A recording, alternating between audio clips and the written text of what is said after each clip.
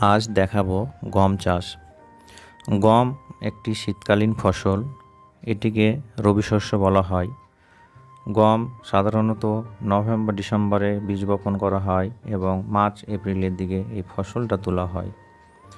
আমরা নভেম্বর ডিসেম্বরে জমিটা ভালো করে চাষ দিয়ে সার ছড়িয়ে রাখি এবং সেই সময় আমরা বীজ বপন করি।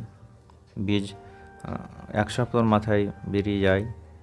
তার কিছুদিন মাথায় 20 থেকে 25 দিনের মাথায় আমরা একটা সেচের ব্যবস্থা করি এবং সেই সময় গাছগুলো গ্রোথ বৃদ্ধি করার জন্য আমরা নাইট্রোজেন সার ব্যবহার করে থাকি।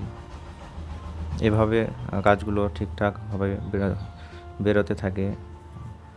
ঠিকঠাকভাবে গ্রোথ হয়ে গেলে কিছুদিনের মাথায় গাছগুলোতে শীষ দেখা দেয় এবং শীষগুলো ঠিকঠাকভাবে পুরোপুরি